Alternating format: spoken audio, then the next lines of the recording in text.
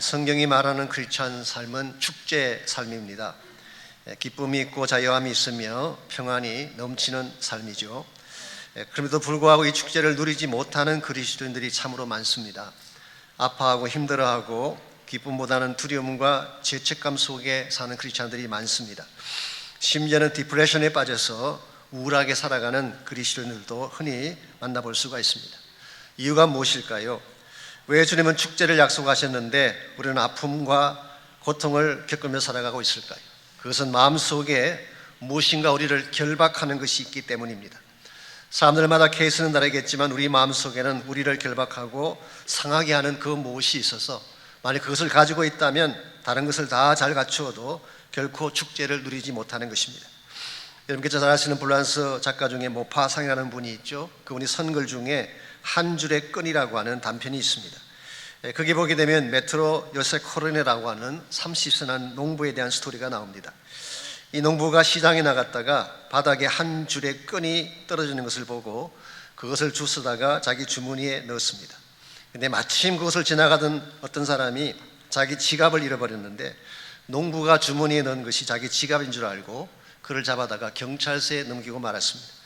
농부는 아니라고 항변을 했지만 소용이 없었습니다. 결국 경찰서로 끌려가서 자신의 온몸을 사사시 뒤지는 수모를 당한 뒤에 누명을 벗고 겨우 풀려나게 됐습니다.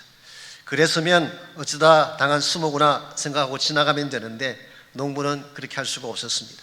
그는 그날부터 자신의 억울함을 나타내기 위해서 한 줄의 끈을 자신의 목에 걸고 다녔습니다. 그리고 만나는 사람마다 이 끈에 대해서 설명을 하는 것입니다.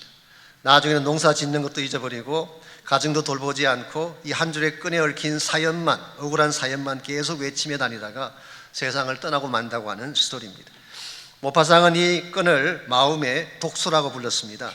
마음속에 새겨진 독소는 아무리 작은 것이라도 처리하지 아니하면 우리 몸 전체에 퍼져나가서 결국은 우리 인생을 죽게 만든다는 교훈을 담고 있습니다. 오늘 우리 인생을 파괴시키는 것은 환경적인 것 때문이 아닙니다. 주변의 사람들 때문에 우리 삶이 어려워지는 것이 아니라 내 마음속에 새겨진 마음의 독소 때문에 그런 것입니다. 모파상의 스토리에 나오는 농부의 경우는 분노와 정오심이 그 독소였다고 한다면 어떤 사람은 탐욕이 독소가 되기도 하고 정욕이나 불신앙이 독소가 되기도 합니다. 이와 같은 독소가 우리 마음속에 있으면 결국은 우리 심령을 상하게 하고 우리를 축제로부터 멀어지게 하는 것입니다. 성경은 이와 같이 우리 마음속을 상하게 하는 이와 같은 독소를 죄라고 부르기도 하고 오늘 본문을 기록한 바울은 이것을 누룩이라고 표현을 했습니다. 왜냐하면 작아 보이지만 결국 몸 안에 퍼져가서 인생을 망치는 것이기 때문입니다. 여러분의 마음속에도 이런 누룩이 있고 저의 마음속에도 있고 대다수의 사람들 속에는 이 마음속에 죄악의 누룩이 존재하고 있습니다. 이것을 우리가 처리하지 아니하면 결국은 터지게 되고 이 누룩이 우리 인생 전체를 망가지게 하는 것입니다. 이런 측면에서 눈에 보이지 않지만 우리 마음속에 있는 죄악의 누룩, 우리를 상하게 하고 결국은 망가지게 하는 이 마음의 누룩을 어떻게 하면 처리하고 하나님이 진정 주기를 원하시는 축제를 누리며 살아갈 수가 있을지 오늘 같이 봉독한 이 본문을 통해서 이것을 함께 정리해 보려고 합니다. 오늘 같이 그 본문에 보시면은 고린도 교회 안에 파고 들어온 누룩에 대한 이슈를 바울이 다루고 있습니다. 고린도 교회의 케이스는 음행이라고 하는 누룩이 교회 안에 파고 들어왔습니다. 오늘 본문에서 소개된 음행이라는 이 단어는 헬라 말로 포르네이아라는 단어, 여기서 나온 영어가 포르노라는 영어가 여기서 나왔습니다. 이것은 간음과는 다른 것입니다. 어달출이라고 하는 것, 간음이라고 하는 것은 부부 관계에서 발생하는 케이스지만 이 포르네이아는 음행이라고 하는 것은 좀 더 범위가 넓고 다양한 것입니다. 그래서 많은 영어 성경들이 fornication이라고 번역한 것도 이 이유 때문입니다. 제가 고린도전서를 강의 시작할 때 첫 시간에 잠깐 소개해드렸습니다마는 고린도 지역은 음란한 도시로 알려져 있습니다. 아프로다이트 신전이 세워져 있고 신전을 섬기는 여사제들이 1,000명이 넘었다고 알려져 있는데 그 여사제들은 실제로는 사실은 음란한 일을 행하는 사람들이었습니다. 도시의 구석구석에는 밤 문화가 가득 차 있어서 고린도 지역 전체가 어둡고 음란한 케이스였다고 보면 됩니다. 여러분, 세상이 이와 같이 타락하고 문란해져 가는 것은 어쩔 방법이 없습니다. 왜냐하면 공중권세 잡은 사탄이 다스리는 곳이 세상이니까 세상이 타락하는 것이야 어떻게 하겠어요. 그런데 만일 이 죄악의 누룩이 교회 안에 파고들어온다면 이 죄악의 누룩이 그리스도인의 심령 가운데 파고 들어온다면 이것은 심각한 이슈가 아닐 수가 없습니다. 오늘 보면 1절을 보게 되면 사도 바울은 이 음행의 문제가 단순히 고린도 지역의 문제가 아니라 교회 안의 문제라는 사실을 밝히며 이렇게 적고 있습니다. 너희 중에 심지어 음행이 있다 함을 들으니 그랬어요. 이것은 바깥 사람들에 대한 스토리가 아니라 너희 중에 심지어 even among you, 너희들 가운데도 이 fornication에 문제가 있다고 내가 들었다. 바울은 이 소식 앞에 그냥 있을 수가 없습니다. 이 문제는 반드시 다뤄야만 하고 고린도 교회를 위해서도 반드시 그것은 처리해야 할 이슈였기 때문에 아시는 교회라고 하는 공동체는 거룩한 공동체죠. 거룩한 공동체 안에 만일 누룩이 들어오게 된다면 그리스도 몸 전체가 어떻게 되겠어요? 결국은 망가지고 붕괴되지 않겠습니까? 그래서 6절 말씀 보시면 바울은 이렇게 고면합니다. 너희가 자랑하는 것이 옳지 아니하도다. 적은 누룩이 온 덩어리에 퍼지는 것을 알지 못하느냐. 이 누룩의 속성이 이것입니다. 작은 것이 들어가도 퍼지는 것이 시간 문제인 것입니다. 아무것도 아닌 줄 알고 사소한 줄 알고 우리는 무시하지만 작게 보이는 누룩이 결국은 온 덩어리를 상하게 하고 온 덩어리를 망치게 한다는 사실을 기억하라는 것이죠. 그래서 바울은 7절과 8절에서 이 누룩에 대한 문제를 다음과 같은 처방으로 그는 소개합니다. 너희는 누룩 없는 자인데 새 덩어리가 되기 위하여 묵은 누룩을 내버리라. 우리의 유월절 양 곧 그리스도께서 희생되셨느니라. 이러므로 우리가 명절을 지키되 묵은 누룩으로도 말고 악하고 악의에 찬 누룩으로도 말고 누룩이 없이 오직 순전함과 진실함의 떡으로 하자라고 말씀하셨어요. 여기서 바울은 교회 공동체를 유월절 공동체라고 밝히고 있습니다. 여러분이 아시는 바대로 유월절이라고 하는 절기는 구약 성경에 기록된 최대의 절기라고 부를 수가 있습니다. 왜냐하면 이것을 통해서 출애굽 사건이 이루어졌고 이것을 통해 이스라엘 네이션이 이스라엘 국가가 탄생했기 때문이죠. 그래서 유월절 절기가 사실은 이스라엘 민족 역사에 있어서는 민족의 시작점과 똑같다고 말할 수가 있습니다. 그러나 이 유월절은 궁극적으로는 예수 그리스도를 통한 하나님의 구속 사건이요 그 결과 교회를 통한 새로운 공동체를 만든 사건이 유월절이라는 사실을 밝히고 있습니다. 복음서를 보시게 되면 예수님께서 십자가를 지시기 전날 밤에 한 장소를 준비케 하시고 제자들을 불러다가 만찬을 나누었죠. 주님이 지상에 계신 동안에 마지막 제자들과 나누는 만찬이기 때문에 우리는 흔히 그것을 라스트 사퍼, 최후의 만찬이라고 그렇게 부르고 있습니다. 그런데 그 만찬이 실제로는 어떤 만찬이었나요? 유월절 만찬이었습니다. 유대인들이 지키는 유월절 만찬의 자리에 예수님께서는 제자들을 초청하고 그 만찬석을 갖게 된 것입니다. 그런데 예수님은 그 유월절 만찬의 자리에서 이 유월절 만찬의 의미를 새롭게 조명해 주십니다. 지금까지 유대인들은 유월절을 맞이하게 되면 반드시 어린 양 고기를 잡아다가 고기를 먹는 순서를 가졌어요. 그리고 선나물을 그들은 먹게 되어 있습니다. 그런데 예수님께서 제자들과 나눈 마지막 만찬에는 어린 양고기도 없고 선나물도 없었어요. 대신 떡을 가지고 주님께서 말씀하시기를 이것이 너희들을 위해 부서지는 나의 몸이다 그렇게 말씀하시고 잔을 나누며 말씀하시기를 이것이 너희들을 위해 흘리는 나의 피다, 언약의 피다 그렇게 말씀해 주셨어요. 예수님은 이 유월절의 궁극적인 성취가 바로 자신에게서 이루어진 사실을 밝히고 앞으로 너희들이 모임을 가질 때마다 나를 기억하고 유월절 만찬을 통하여서 너희들이 참된 차원의 교제도 나누고 거룩한 떡을 나누는 커뮤니티가 되라. 그래서 제정해 주신 것이 바로 유월절을 통해 제정된 주의 만찬이 되는 것입니다. 초대교회 성도들은 예수님의 이 분부를 그대로 순종했어요. 너희가 이것을 기념하여 이것을 행하여 나를 기념하라는 그 말씀을 초대교회는 순종을 하고 every Sunday 모일 때마다 그들은 주의 만찬을 그들은 가졌습니다. 요즘은 사실 우리가 절기마다 갖기도 하고 특별한 날이 와야만 성만찬 예식을 갖게 되는데 초대교회는 매주 모일 때마다 주의 만찬을 가졌어요. 그래서 초대교회는 누가 뭐라고 해도 유월절 만찬을 중심으로 모이는 공동체였고 그래서 어린 양의 보배로운 피로 세워진 그 교회가 성도들이 서로 거룩한 떡을 나누는 unleavened bread, 이 이스터가 섞이지 아니한 누룩이 섞이지 아니한 거룩한 떡을 나누는 거룩한 공동체로 발전하게 된 것입니다.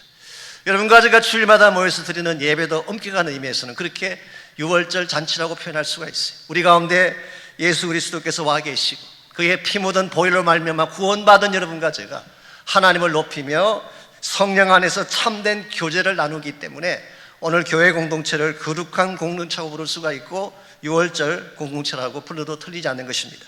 이와 같이 거룩한 것이 교회 공동체인데 만일 이 교회 공동체 안에 누룩이 들어온다면 어떻게 되겠어요? 유월절 축제 자체가 망가지게 되고 유월절의 거룩함을 손상 입게 되는 것입니다. 그래서 오늘 바울은 하나님의 교회가 참으로 교회다워지기를 원한다면 또 교회에 속한 크리스천 한 사람 한 사람이 참 어린 양 되신 예수를 통해 구원받은 자로 살기를 원한다면 너희들이 해야 될 참된 절기가 있다. 이것을 지키라고 오늘 성경은 밝히고 있습니다. 그게 8절 말씀이죠. 우리가 명절을 지키되 묵은 누룩으로 하지 말고 순전함과 진실함의 떡으로 하자. 이게 예수님께서 하신 유월절 제정의 의미였고 바울은 그 사실을 그대로 인용하면서 고린도 성도들을 권면하고 있습니다. 여러분과 제가 정말 누려야 될 축제는 바로 유월절의 축제입니다. 예수님 때문에 죄사함 받은 하나님의 백성들이 찬양하고 기뻐하고 죄사함 결과 주어지게 될 아름다운 열매들을 하나님 앞에 올려드리면서 한 몸 하나가 되어서 하나님을 높이는 공동체가 바로 교회 공동체요, 여러분과 제가 실제로 누려야 될 참된 축제의 내용이라고 할 수가 있습니다. 그런데 오늘날 하나님의 공동체가 그런 공동체일까요? 여러분이 실제로 이와 같은 6월절의 축제를 날마다 누리며 살고 계시는지, 실제는 그렇지 못할 때가 참 많지 않습니까? 우리가 사는 이 시대는 참 악한 시대이고 온 세상은 누룩으로 덮였다고 해도 과언이 아닙니다. 수많은 죄의 유혹들이 우리 코앞까지 와 있어요. 우리의 마음을 공격하고 우리의 자녀들을 공격하고 우리의 가정을 파괴시키기 위한 세상적인 누룩들이 얼마나 많습니까? 이와 같은 누룩의 공격 앞에 우리의 거룩함을 지키고 하나님 백성답게 참된 축제 속에 살려고 하는 것 쉽지 않습니다. 그러나 우리는 이와 같은 험악한 세상의 분위기에도 불구하고 하나님 백성답게 거룩한 공동체를 만들어야 되고 우리 날마다 예수 그리스도를 중심으로 참된 차원의 거룩의 축제를 누리며 살아가야 되는 것입니다.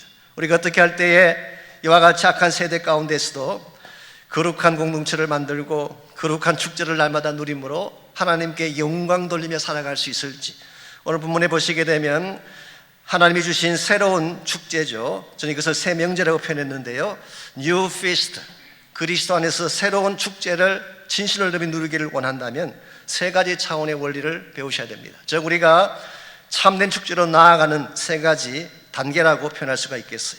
첫 번째 단계가 통안의 마음을 갖는 것입니다. 죄에 대해서 통안해하는 마음, 죄에 대한 깊은 인식이라고 표현할 수가 있습니다. 오늘 많은 사람들이 죄에 대해서 무감각한 현실을 보게 됩니다. 그런데 죄에 대해서 상한 마음을 갖게 되는 것, 죄를 아파하는 마음, 이것을 오늘 성경은 통안의 마음이라고 부르고 있습니다. 1절 2절 말씀을 다시 보시면 그 당시 고린도 교회가 가지고 있던 첫 번째 문제가 이렇게 소개되어 있습니다. 너희 중에 심지어 음행이 있다함을 들으니 그런 음행은 이방인 중에서도 없는 것이라 누가 그 아버지의 아내를 취하였다 하는도다. 음행이라고 하는 것 세상에도 있고 또 사람들 사이에서도 발견되는 것인데 고린도 교회 안에서 발견된 이 케이스는 심지어 불신자들 안에서도 보기 힘든 폐륜의 케이스라고 소개하고 있습니다. 그 케이스의 내용이 뭔가요? 아버지의 아내를 취한 경우다. 여기서 말하는 아버지의 아내는 자신의 친모를 뜻하는 것은 아닙니다. 아신 대로 그 당시는 한 남자가 여러 명의 여자를 거느리며 살던 시대였기 때문에 여자분들을 거느린다고 표현해도 괜찮을지 모르겠는데 모신다고 해야 되는 거 아닌지 요즘 말 참 조심해야 돼요. 말 함부로 했다가 큰일 납니다. 그래서 요즘은 우리 와이프가 좀 뭐라고 해도 함부로 말하지 않습니다. 혹시 무엇 때문에 심기가 불편하신지 여쭤봐도 될까요? 그러고 나서 조신하게 행동을 해야지 함부로 대했다는 큰일 나는 것입니다. 여러 명의 여자를 거느린 시대, 그게 그 당시 상황이었습니다. 그래서 그 여자 중에 한 명을 아들 된 자가 건드리게 된 케이스, 그래서 문자적으로는 아버지의 여자 그렇게 보는 것이 옳습니다. 그럴지라도 이것은 용납할 수 없는 폐륜 중의 표현입니다. 더구나 여기서 취했다고 한 이 표현이 과거형처럼 되어 있지만 실제로는 present tense예요. 이것은 어쩌다 보니까 실수한 케이스가 아닙니다. 어떻게 하다 보니까 잘못한 과거에 내가 한번 범했던 실수를 말하는 것이 아니라 지금도 still 진행 중인 죄악의 케이스를 말하는 것입니다. 이 문제가 교회 안에 있는데 지금도 이와 같은 폐륜을 범하고 있는 자가 교회 안에 있는데 2절을 보십시오. 그 교회가 보였던 반응이 어떤 것인지 그리하고도 너희가 오히려 교만하여져서 어찌하여 통한이 여기지 아니하고 그 일 행한 자를 너희 중에서 쫓아내지 않았느냐 했어요. 오히려 이와 같은 상황 앞에 그들은 교만해졌대요. 아마 이런 태도일 것입니다. 그게 뭐 그럴 수도 있는 거지. 그 정도 가지고 뭐 그러냐 이런 차원의 애티튜드. 이건 굉장히 잘못된 자세이죠. 뿐만 아니라 그들은 통한이 여기지 않았어요. 전혀 아파하지 않습니다. 가책을 느끼지도 않습니다. 죄를 당연시하는 컨도닝하는 모습. 이건 굉장히 심각한 위기가 아닐 수가 없습니다. 그리고 그 결과적으로 그 사람을 쫓아내지 아니했다. 이것은 은근한 동조를 의미하는 것입니다. 구약 성경에 보게 되면 이스라엘 백성이 가나안을 정복할 때에 하나님께서 가나안 족속을 다 진멸시키라고 말씀하셨잖아요. 그런데 이스라엘 민족이 그들을 다 진멸시키지 않았어요. 왜 그랬을까요? 하나님 분명히 경고하셨습니다. 그들을 진멸시키지 아니하면 그것이 너희들의 올무가 되고 가시가 되어서 너희를 상하게 할 것이다. 경고하셨음에도 불구하고 이스라엘 민족이 가나안 족속을 진멸시키지 않았어요. 왜 그들을 남겨두었을까요? 긍휼할 마음이 많아서 자비심이 뛰어나서 아닙니다. 이스라엘 민족 가운데도 은근히 가나안 문화를 좋아하는 사람들이 있었기 때문이에요. 그들을 남겨두었던 진짜 이유는 이스라엘 백성들 자체도 가나안 문화와 가나안 우상에 대해서 동조하는 마음을 가졌기 때문에 오늘 현대교회가 가지고 있는 가장 심각한 위기가 어쩌면 여기 있는지 모르겠어요. 죄를 죄로 여기지 않습니다. 죄를 아파하지 않습니다. 죄에 대해서 컨도닝하는, 묵과하고 방관하는 자세. 이것은 여러분 개인도 상하게 할 뿐만 아니라 누르기 온덩이에 퍼져서 결국 모든 것을 상하게 하는 것처럼 공동체도 상하게 하는 것입니다. 병 중에서 한센병이라는 병이 있습니다. 옛날에 우리가 나병이라고 불렀죠. 이 한센병이 무슨 이유가 뭔지 아십니까? 살이 썩어 들어가는데도 통증을 느끼지 못한다는 것, 찔러도 아프지 아니한 것, 무감각한 것. 이게 진짜 무서운 질병의 징조라고 할 수가 있습니다. 아픈 부분을 발견했을 때 고칠 수 있는 가능성이 있는데 아픔을 느끼지 못한다면 이건 고칠 수가 없는 것입니다.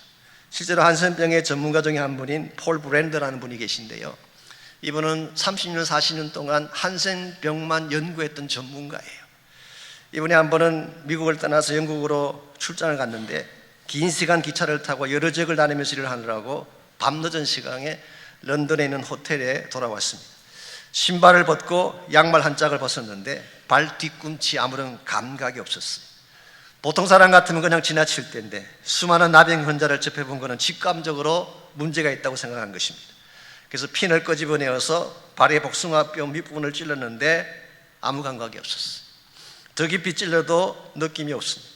나중에 피가 솟아났지만 그래도 감각이 없었어요. 그때 그는 확신을 합니다. 아, 드디어 나에게 나병이 왔구나. 그리고 그 순간부터 그는 잠을 이루지 못했어요. 자신이 나병 환자가 되었을 때 자신에게 일어난 일을 생각하니까 잠을 잘 수가 없는 것입니다. 몸이 비틀어지고 허물어질 자신의 얼굴을 상상하고 직장에서 쫓겨나고 가족과 격리되어 외롭게 살다가 죽어갈 자신의 모습을 생각하니까 도무지 잠을 잘 수가 없었어요.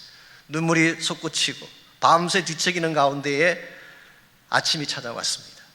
아침이 왔지만 여전히 그의 마음은 무겁습니다. 그러다가 이 사람이 혹시나 하는 마음으로 어젯밤에 찔렸던 핀을 끄집어내어서 다시 한번 복숭아뼈 밑을 푹 찔러 보았는데 기절할 듯한 아픔이 왔어요.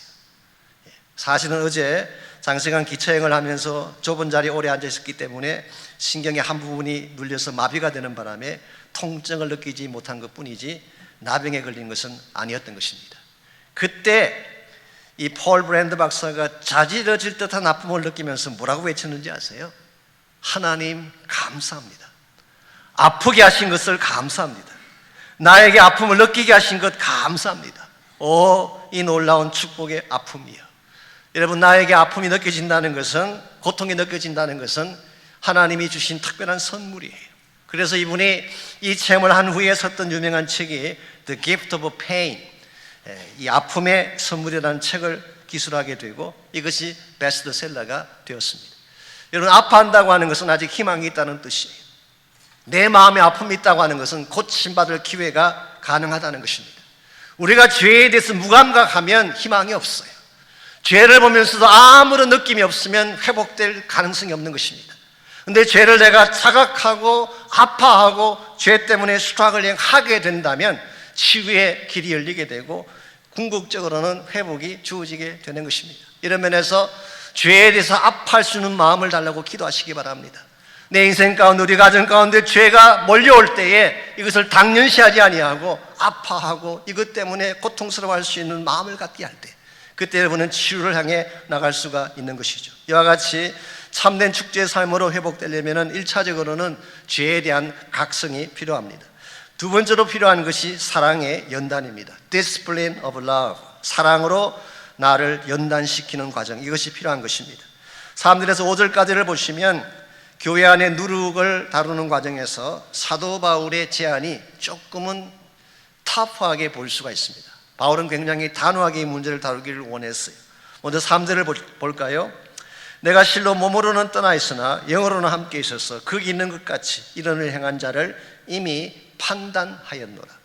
바울은 지금 고린도 교회를 떠나 있지만 그 마음은 그들과 같이 있다고 표현을 하면서 내 마음 속에는 이미 결정했다, 그런 뜻이에요. 무엇을 결정했을까요? 그를 쫓아내기로 결정한 것입니다. 그리고 4절과 5절에서 그는 권면합니다. 주 예수의 이름으로 너희가 내 영과 함께 모여서 우리 주 예수의 능력으로 이런 자를 사탄에게 내주었으니 이는 육신은 멸하고 영은 주 예수의 날에 구원을 받게 하려 함이라. 흔히 말하는 난의 구절 중에 하나가 5절 말씀입니다. 이게 무슨 뜻일까? 사탄에 내주었다고 하니까 조금 여러분이 다르게 생각하실지 모르지만 이건 비유적인 표현에 불과합니다. 그 당시 사실 종교개혁자들로 동일한 마음을 가졌는데 그 당시 그 성도들의 마음 가운데 교회 안을 하나님의 나라라고 생각한다면 교회 바깥을 사탄의 왕국으로 생각했었어요. 그러므로 이 말은 사실은 출교시키는 것을 우회적으로 표현한 것뿐입니다. 그래서 잠깐 교회 생활을 멈추게 하고 출교시키는 것, 이걸 오늘날 칠이라고 부르죠. 이 칠이에 대한 말씀을 한 것입니다. 그런데 여러분이 기억하실 중요한 사실이 있습니다. 칠이라고 하는 것은 디스플린, 연단을 위한 목적이에요. 이것은 퍼니시먼트와 다른 것입니다. 우리는 누가 잘못했을 경우에 퍼니시하는 것은 우리 몫이 아니에요. 그건 하나님만 하시는 거예요. 우리에게는 누구를 형벌을 주고 징벌할 자격이 우리에게 없습니다. 이것은 하나님께서만 하시는 것입니다. 오늘 본문에서 말씀하고 있는 것은 퍼니시먼트의 케이스가 아니라 디스플린하는 경우, 이 사람을 잘 연단시켜서 그 마음속에 있는 삶 가운데 있는 죄의 문제를 처리하고 그 영을 살리기 위함이다. 저는 여기에 사도 바울만이 가지고 있는 깊은 부성애적 사랑이 있다고 저는 생각합니다. 바울이 겉모양은 굉장히 터프해 보이고 무정해 보이지만 실제 바울의 마음 중심에는 어떻게 하든지 육신의 문제, 죄의 문제를 다룸으로써 이 사람에게 사랑의 채찍을 가함으로써 영혼을 살리고 싶다.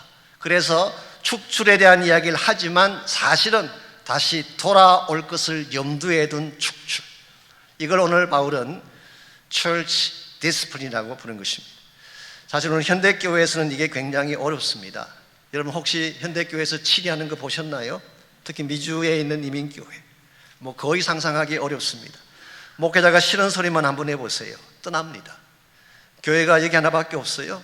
나가면 상수 들고 맞이할 분들 많이 계세요. 그러다 보니까 디스플린이라는 말을 쓸 수가 없습니다. 제가 언젠가 중부 지역에는 도시에 가서 집회를 인도했는데, 연합집회인데 그 전체 교민 숫자가 한 500명밖에 안 되는 그런 작은 도시입니다. 그런데 거기에 교회가 6개가 있었어요. 그 6개에 있는 성도님들이 다 한 번씩 교회를 다 돌아다니신 분들이, 이 교회 조금 어려움 생기면 그 다음 교회로, 그 다음 교회 생기면 또 6교회를 다 돌고 한 사이클이 끝나고 제가 갔더니 지금 두 번째 사이클을 시작하는 분이 많이 계신다. 이런 상태에서는 디스플린 할 수가 없어요. 이와 같은 상태에서는 어떤 듣기 싫은 말 할 수도 없어요. 오늘날 현대 그리스도인의 마음속에는 디스플린이라는 단어가 참 멀리 보이고 있을 수 없는 것처럼 보이지만 초대교회는 그렇지 않았어요. 그들은 교회의 거룩함을 지키고 교회의 신앙 공동체를 바로 세우기 위해서 당장 보기에는 아파 보일지 모르지만 이것을 통해서 참 죄악의 문제를 잘라내고 그 영혼을 맑게 만드는 과정, 이게 바로 디스플린, 연단의 과정인 것입니다.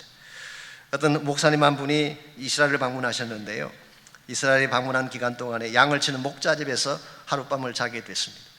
근데 자면서 그 목자집의 그 양떼들을 보니까, 우리 안을 보니까 양 한 마리가 다리가 부러진 가운데 앉아 있는 것이 보였어요. 물었습니다. 어떻게 해서 저렇게 다리를 다쳤느냐 물었더니 그 목자가 말하기를 자기가 부러뜨린 거래요. 그래서 목사님 깜짝 놀라가지고, 아니 목자가 돼가지고 어떻게 양의 다리를 부러뜨리느냐고. 그때 목자가 이렇게 설명합니다. 사실은 제 양이 자꾸 울타리를 넘어서 바깥으로 나가려고 하기 때문에 어쩔 수가 없었습니다. 그가 만일 울타리를 벗어나게 되면 거기는 허벌판이 있고 늑대가 있고 맹수가 있는데, 차라리 다리가 아플지라도 양을 보호하기 위해서는 어쩔 수 없이 다리를 부러뜨렸습니다. 그러면서 그분이 한마디 더 하셨대요. 양의 다리를 부러뜨릴 때 양만 아팠을까요? 목자의 마음은 더 아팠다는 사실을 그분이 언급하셨대요. 오늘 많은 사람들이 교회 생활하면서 이와 같은 디스플린 받는 거 좋아하지 않고 이와 같은 일을 하게 되면 시험 들고 상처받으시지만, 사실은 그렇게 하는 목자의 마음은 더 아프다는 사실을 기억할 필요가 있습니다. 하나님께서 여러분과 저를 사랑하시기 때문에 때로는 채찍가할 때가 있잖아요. 성경은 말하기를 징계가 없으면 아들이 아니라고 그러셨어요. 만일 상관없는 바깥의 사람이라면 징계할 이유도 없고 다룰 이유도 없겠지만, 사랑의 대상이기 때문에 채찍도 가하고 디스플린도 주는 것입니다. 이런 면에서 오늘 사도 바울은 이와 같은 누르게 일을 한 사람을 쫓아내는 데 목적이 있는 것이 아니라 회복시킴의 목적을 두고 사랑의 연단을 소개하고 있습니다. 여러분과 제가 참된 차원의 축제를 누리고 축대의 기쁨을 회복하려면 1차적으로는 죄에 대한 자각도 필요하지만 우리 자신 스스로가 죄를 끊어내기 위한 연단도 필요하는 것입니다. 마지막 세 번째로 이와 같은 모든 죄악에 대한 문제를 해결하는 근본 해결책이 우리 7절 8절에 나와 있습니다. 그것은 바로 어린 양의 보혈로 씻음 받는 것입니다. 어린 양의 보혈로 씻음 받는 것입니다. 7절을 보겠습니다.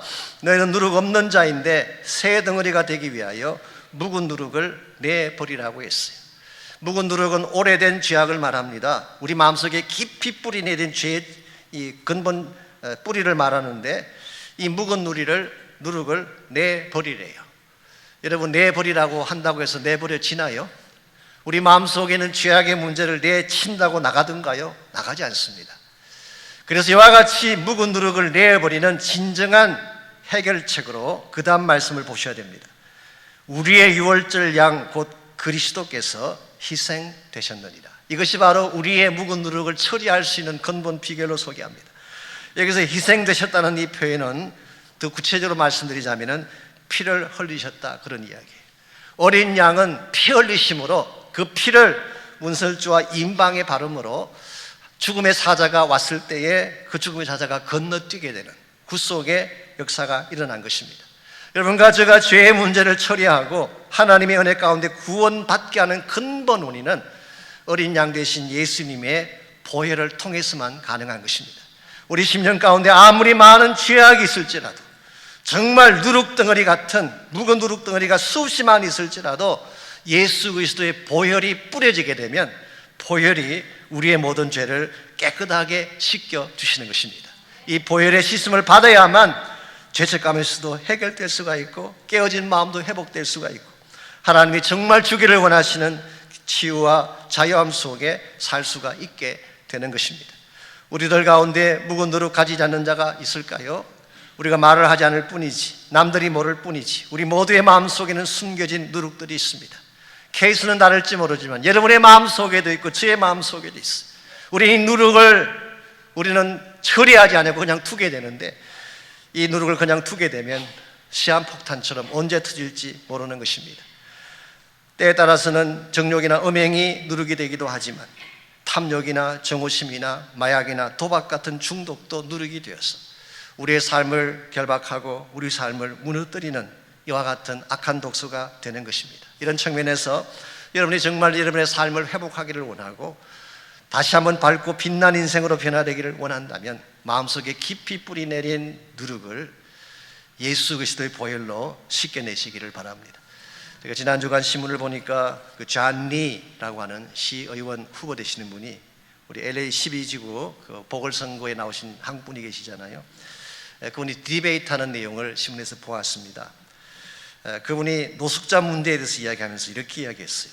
노숙자 문제를 풀려면은 집을 아무리 지어줘도 소용이 없다. 이 근본 그 문제의 원인을 알아야 된다. 그러면서 이 근본 문제가 마리화나래요. 노숙자가 갑자기 증가하게 된 이유가 마리화나를 합법화시킨 그 이후부터예요. 그러므로 이 근본 문제인 이 마약에 대한 문제, 기호성 마약에 대한 문제를 처리하지 아니하면 이건 반복되고 반복될 수밖에 없는 이슈다. 저는 개인적으로 굉장히 공감을 했습니다. 이분이 참 뭘 아시는 분이구나. 노숙자 문제를 해결하기 위해서 집을 지어주면 해결될까요? 아닙니다. 새 집에 들어가서도 똑같은 일을 반복할 거예요. 환경을 바꾸어도 똑같이 반복합니다.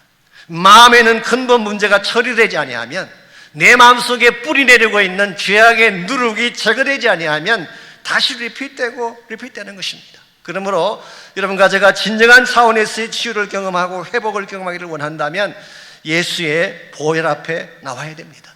그리고 나를 씻겨주십시오. 보혈로 나를 새롭게 해주십시오.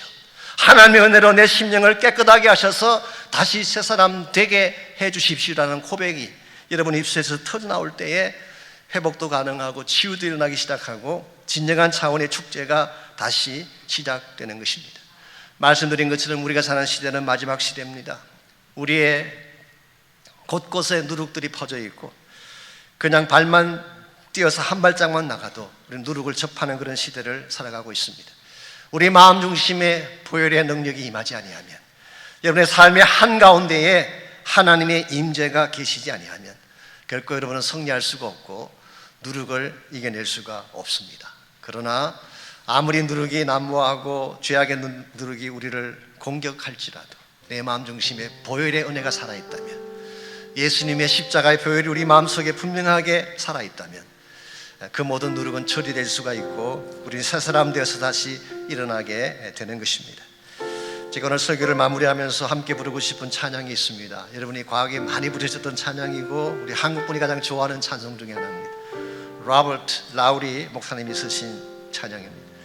이분은 펜실베니아에서 태어나신, 사실은 베프티스트 미니스트, 그분은 침례교 목사님이셨습니다. 제가 알기로는 한 번도 음악적인 전문 교육을 받은 적이 없지만 그런 목회하면서 성도들의 아픔을 보는 가운데에 하나님이 가장 원하시는 그 말씀을 가슴에 담고 정말 주옥 같은 많은 찬양시를 썼습니다. 특별히 남북전쟁 직후에 수많은 사람들이 고통을 당하고 마음의 상처를 입고 때에 따라서는 그 오래된 마음의 질병 때문에 죽어가는 그 수많은 영혼들을 바라보는 가운데에 그분이 예수 그리스도의 십자가 보혈만이 해답이라는 그런 마음으로 썼던 유명한 찬송시가 있습니다. 그 찬송에 18번 반복되는 문구가 있어요. Nothing but the blood of Jesus. 예수의 피밖에 없네. 우리말 찬양에는 그렇게 많이 나오지 않지만 제가 오리지널 찬양 그 가사를 봤더니 Nothing but the blood of Jesus 18번 반복되고 있어요. 예수의 보배로운 피 외에는 희망이 없습니다. 예수의 보배로운 피 외에는 참된 치유가 일어날 수가 없습니다. 그래서 한번 이 시간에 우리가 이 찬양을 먼저 한번 우리가 찬양을 하고 그리고 우리 함께 기도하는 시간 가지면 좋겠습니다. 나의 죄를 씻기는